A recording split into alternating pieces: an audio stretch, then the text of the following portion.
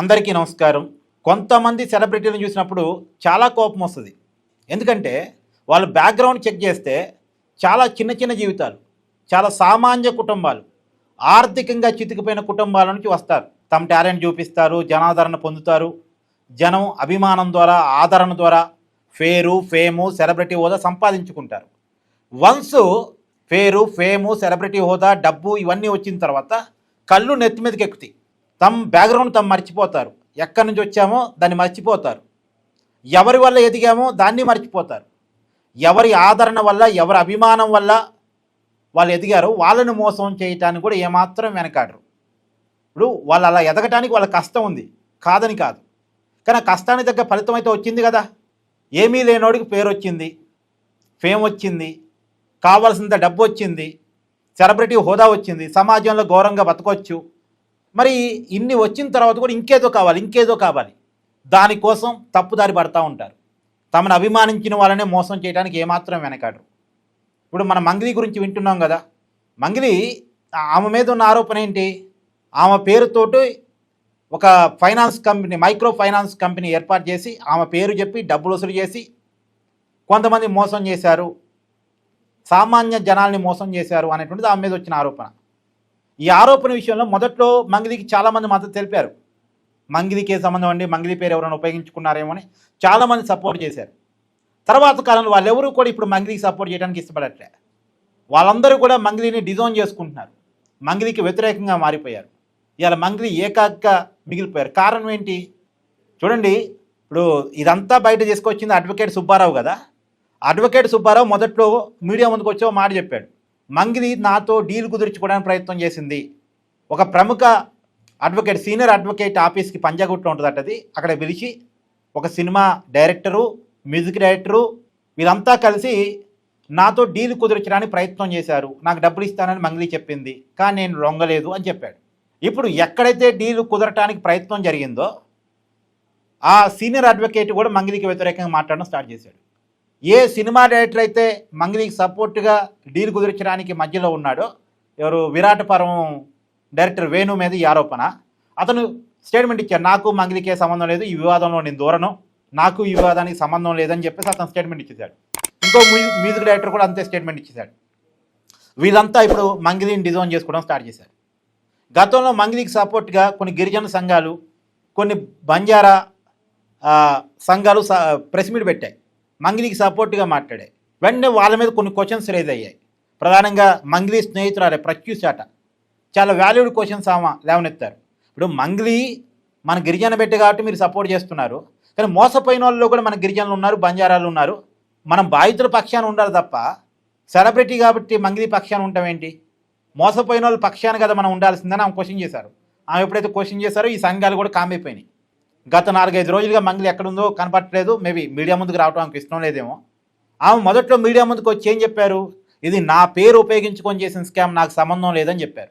ఆ స్కామ్ చేసిన మధుతో నాకు ఎలాంటి సంబంధం లేదని చెప్పారు. కానీ తీరా సీన్ కట్ చేస్తే ఆ మధుతో ఉన్న ఫోటోలు, వీడియోలు సోషల్ మీడియాలో వైరల్గా మారాయి.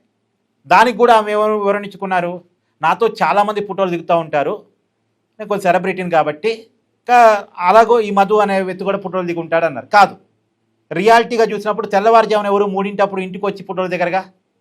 మామూలుగా అభిమానులు సెలబ్రిటీలతో ఎప్పుడు ఫోటోలు దిగుతారు? ఆ సెలబ్రిటీలు పెళ్ళికి వచ్చినప్పుడు, ఏదైనా ఫంక్షన్ కాడ కలిసినప్పుడు, ఏదైనా వేదికల దగ్గర, అలాంటి చోట సెలబ్రిటీలతో ఫోటోలు దిగుతుంటారు. కానీ ఇంటికి వచ్చి తెల్లవారుజామున 3 అయితే ఫోటోలు దిగరగా. మధుకు సంబంధించిన ఫోటోలు కొన్ని వైరల్గా మారాయి, మంగ్లీతో ఉన్నాయి. ఇంకా పైగా కొన్ని విషయాలు కూడా బయటకు వస్తున్నాయి. ఏదో మంగ్లీ వాళ్ళ సిస్టర్ని మధుకి ఇచ్చి పెళ్లి చేద్దాం అనుకున్నారు, ఇలాంటి ఏదో విషయాలు బయటకు వస్తున్నాయి. సరే, దాని మీద ఆమె క్లారిటీ ఇవ్వాలి. వాళ్ళ మధ్య ఉన్న ఫైనాన్షియల్ ట్రాన్సాక్షన్స్ గురించి కూడా ఇప్పుడు వార్తలు వస్తున్నాయి. ఏదో ఫ్లాటు మంగ్లీ నుంచి మధు కొనుగోలు చేయబోయాడు, డబ్బులు కూడా అకౌంట్కి ఏదో 25 లక్షలు ఏదో కొట్టాడు, మళ్ళీ వాటిని తిరిగి ఇచ్చింది. అంటే వాళ్ళ మధ్య రిలేషన్స్ ఉన్నాయి అనేటువంటిది ఇప్పుడు బయటకు వస్తున్న సమాచారం. దీని మీద మంగ్లీ వివరణ ఇవ్వాల్సి ఉంది. సరే, మొత్తానికి సిఐడి ఎంక్వైరీ అయితే కొనసాగుతుంది. కానీ నేనేమంటానంటే, ఇప్పుడు మంగ్లీకి ఏం తక్కువ? ఆమె అనంతపురం జిల్లా బంజారా కమ్యూనిటీకి సంబంధించినటువంటి ఆడబిడ్డ. అక్కడ నుంచి ఆమె పాటల రూపంలో జనానికి బాగా దగ్గరయ్యారు. ముందుగా తెలంగాణ జానపదాలు అద్భుతంగా పాడారు. తెలంగాణ జనాలు ఆమెను మెచ్చుకున్నారు, నెత్తి మీద పెట్టుకున్నారు. ఆమె బాగా ఎదిగింది. తర్వాత దేవుడి పాటలు పాడారు. అక్కడి నుంచి స్టార్ట్ చేస్తే వివిధ భాషల్లో సినిమాల్లో పాటలు పాడే స్థాయికి ఆమె ఎదిగారు. కాకపోతే ఈ మధ్యకాలంలో మంగ్లీ పాడిన పాట ఒకటి వివాదం అయింది కదా, హిందీలో పాడిన పాట, హిందీ అనువాదం తెలుగులో కూడా పాడారు, అది చాలా వివాదం అయింది, బూతు పాట. ఆ పాట మంగ్లీ ఎందుకు పాడాల్సి వచ్చింది అంటే డబ్బు తప్ప ఇంకేమీ కాదా? దేవుడి పాటలు పాడిన నోటితోటి అంత బూతు పదాల పాట ఎలా పాడతారు? అందులో ఒక మహిళ ఉండి మహిళల్ని అవమానించే పాట అది. ఇలాంటి అనేక వివాదాలు ఆమెను వెంటాడే. అంటే నేనేమంటానంటే ఒక సామాన్య కుటుంబం నుంచి అసమానరాలుగా మారినప్పుడు దాన్ని నిలబెట్టుకోవాలి కదా. ఆమెకు అన్ని రకాలుగా లబ్ధి చేకూరింది. ఒక ఫేమస్ సింగర్ అయ్యారు, డబ్బుకు డబ్బు వచ్చింది, పేరుకు పేరు వచ్చింది. పైగా వైసీపీ అధికారం ఉన్నప్పుడు ఆమెకి టీడీడీ బోర్డులో అడ్వైజర్గా పోస్టింగ్ ఇచ్చారు. అన్ని రకాలుగా లబ్ధి మంగ్లీకి చేకూరింది. ఇంకేం తక్కువ కావాలి? ఇంకేం తక్కువ మంగ్లీకి? అంటే మంగ్లీకి ఏం సంబంధం అని కొంతమంది అనొచ్చు కాక, కానీ ఇక్కడ విషయం ఏంటంటే కొన్ని అనుమానాలు ఏంటంటే, ఇప్పుడు ఏదైతే మధు అని చెప్పేసి ఈ కేసు పర్టికులర్గా ఎవరి మీద అయితే నమోదు చేయబడి ఉందో, ఎవరైతే అరెస్ట్ అయి ఉన్నారో అతనికి నాకు ఏ సంబంధం లేదని మంగ్లీ చెప్తుంటే, అతనితో కలిసి కొన్ని ట్రాన్సాక్షన్స్ ఉంటూ దానికి సంబంధించిన వార్తలు రావడం, ఫోటోలు, వీడియోలు, పైగా అసలు మధు మీద మంగ్లీకి మొదట్లో కేసు నమోదు చేయలే, ఇప్పుడు చేశానని చెప్తుంది. మరి ఎక్కడ చేసిందో ఎవరికి తెలియదు. ఇప్పుడైతే కేసు నమోదు చేశానని చెప్తుంది. ఇప్పుడు తన పేరును బయట పెడుతున్నాడు, తన పేరును డిఫేమ్ చేస్తున్నాడు అని సుబ్బారావు మీద కేసు పెట్టడానికి వెళ్ళింది మంగ్లీ. కానీ మధు మీద కేసు పెట్టడానికి వెళ్ళా. దాన్ని మళ్ళీ జర్నలిస్టులు క్వశ్చన్ చేసిన తర్వాత మధు మీద కేసు పెట్టానని చెప్తుంది. మరి చెప్పినట్టు మనం కేసు పెట్టినట్టు ఎక్కడ నాకైతే తెలియదు. మరి సబ్జెక్టు కరప్షన్ పెట్టిందేమో. మరి ఫస్ట్ నీ పేరు వాడుకుని డబ్బులు వసూలు చేసిన వాడి మీద కాదు నువ్వు కేసు పెట్టాల్సింది. ఆ కుంభకోణాన్ని బయట పెట్టినోడి మీద కాదు కదా నువ్వు కేసు పెట్టాల్సింది. అడ్వకేట్ సుబ్బారావు మీద కాదుగా కేసు పెట్టాల్సింది. అడ్వకేట్ సుబ్బారావు కరెక్టే, మంగ్లీ పేరుతో కుంభకోణం జరిగింది అన్నాడు. మంగ్లీ పేరుతో జరిగింది అన్నప్పుడు ఆ సుబ్బారావుని పిలిపించి నువ్వెందుకు డీల్ కుదుర్చుకోపోయి, నీకు సంబంధం లేనప్పుడు డీలింగ్ ఎందుకు? అసలు సుబ్బారావుతో నువ్వు మాట్లాడాల్సింది, నీ దృష్టికి ఎప్పుడైతే ఈ విషయం వచ్చిందో వెంటనే నువ్వే కేసు పెట్టాలి, నా పేరు వాడుకునేట్టు డబ్బులు వసూలు చేశారట అని. అంతేగాని అడ్వకేట్ సుబ్బారావు అని పిలిపించి మాట్లాడటం ఏంటి అంటే ఇక్కడే అర్థమైపోతుంది మంగ్లీ విషయం ఏంటి అనేటువంటిది. ఇప్పుడు తనకు తెలియకుండా తన పేరు వాడుకొని డబ్బులు వసూలు చేసి కుంభకోణం చేశారనుకోండి, వెంటనే ఆ విషయం తెలిసిన వెంటనే తను ఫస్ట్ ఆ మధు అనే వ్యక్తి మీద, ఆ కుంభకోణం చేసిన వ్యక్తి మీద తన కేసు పెట్టాలి. కానీ ముందు సుబ్బారావు నోరు మూపించే ప్రయత్నం, లొంగ తీసుకునే ప్రయత్నం, అది కుదరకపోతే ఆ సుబ్బారావు మీద కేసు పెట్టే ప్రయత్నం ఏంటిది? పైగా పోలీసులు మొదట వ్యవహరించిన తీరు కూడా చాలా వివాదాస్పదమైంది. ఇప్పుడు సుబ్బారావు బాధితులతో కలిసి పంజాగుట్ట పిఎస్కి వెళ్ళాడు. అప్పుడు ఆ Panjagutta CI breath analyser test చేశాడు. పోలీస్ స్టేషన్కి వెళ్ళిన వాడి మీద బ్రీత్ అనలైజర్ టెస్ట్ చేయడం ఏందండి? ఏమైనా డ్రంక్ అండ్ డ్రైవా? మామూలుగా రోడ్డు మీద డ్రంక్ అండ్ డ్రైవ్ చేస్తూ ఉంటే అనుమానంతో బ్రీత్ అనలైజర్ టెస్ట్ చేస్తారు, తాగి నడిపితే కేసు పెడతారు, కౌన్సిలింగ్ ఇస్తారు, ఫైన్ వేస్తారు. ఇది కదా చట్టం. కానీ పోలీస్ స్టేషన్కి వచ్చిన వాళ్ళు బ్రీత్ అనలైజర్ టెస్ట్ చేయడం ఏంటో అర్థం కాదు. మరి చేశారు, చేస్తే ఏమొచ్చింది? 27 ఏమో వచ్చింది. 35 పైన ఉంటే ఏదో కేసు పెట్టవచ్చట, 27 ఏమో వచ్చింది. దాని మీద అడ్వకేట్ సుబ్బారావు కోర్టుకు వెళ్ళాడు. పోలీస్ స్టేషన్ వచ్చిన వాడికి బ్రీత్ అనలైజర్ టెస్ట్ చేయడం ఏందండి, నేను ఒక అడ్వకేట్ని బాధితులతో కలిసి వెళ్ళానని. కోర్టు కూడా చాలా సీరియస్ అయింది. పంజాగుట్ట సీఐని కోర్టుకు వచ్చి వివరణ ఇవ్వాలని చెప్పేసి ఆదేశాలు జారీ చేసింది. ఇప్పుడు ఆ సీఐ చిక్కుల్లో పడ్డాడు. బార్ కౌన్సిల్ కూడా సీరియస్ అయింది ఆ పోలీసుల మీద. అంటే ఇది న్యాయవాదుల క్యారెక్టర్ అసాసిన్ చేయటం. స్టేషన్కి ఒక అడ్వకేట్ పోయినప్పుడు అతనికి బ్రీత్ అనలైజర్ టెస్ట్ చేయడం ఏంటి నడుచుకుంటూ పోయినప్పుడు అని చెప్పేసి బార్ కౌన్సిల్ కూడా చాలా సీరియస్ అయింది. మొత్తంగా ఈ మంగ్లీ వివాదం అటు మారి ఇటు మారి మంగ్లీకి పెద్ద చిక్కుగా మారింది. మరి రాబోయే అంటే ఇప్పటికైతే మధు మంగ్లీ పేరు చెప్పట్లేదు విచారంలో అని తెలుస్తుంది. మరి బయటకు వస్తున్న మీడియా కథనాల ప్రకారం. బట్ ఏదేమైనా పోలీసులకు ఒక ఆధారం దొరికితే చాలు, ఈ మధుకి మంగ్లీకి మధ్య జరిగినటువంటి ఏదైనా ట్రాన్సాక్షన్ దొరికితే చాలు. బట్ మంగ్లీకి సపోర్ట్గా కొంతమంది పొలిటీషియన్స్ రంగంలో దిగుతున్నారు, ఏదో ఇలాంటి వార్తలు అయితే మీడియాలో వినపడుతున్నాయి. చూడాలి ఏది ఏమైనా సరే. ఒకటి ఇక్కడ మనం మాట్లాడుకోవాల్సింది, చాలా చిన్న చిన్న వాళ్ళ నుంచి వాళ్ళకి డబ్బులు ఆశ చూపించి, అధిక డబ్బులు ఆశ చూపించి మీరు కనుక ₹1,00,000 పెట్టుబడి పెడితే నెలకి ₹10 వడ్డీ వస్తాయి, 10,000 వస్తాయి అంటే ఎవరికైనా ఆశ వస్తుంది. ముందు ఒక 6 నెలలు 1 year ఇస్తారు. ఇచ్చేసరికి వీడేం చేస్తాడు, వీళ్ళు కరెక్ట్గా ఇస్తున్నారు కాబట్టి వాళ్ళ బంధువుల్ని, వాళ్ళ స్నేహితులు, వాళ్ళందరికీ విషయం చెప్తాడు. వాళ్ళు కూడా అబ్బో వీడు మైక్రో ఫైనాన్స్లో పెట్టుబడి పెట్టి బాగా సంపాదించుకున్నాడు, మనం కూడా సంపాదించుకున్నాం, వాడు పెట్టుబడి పెడతాడు.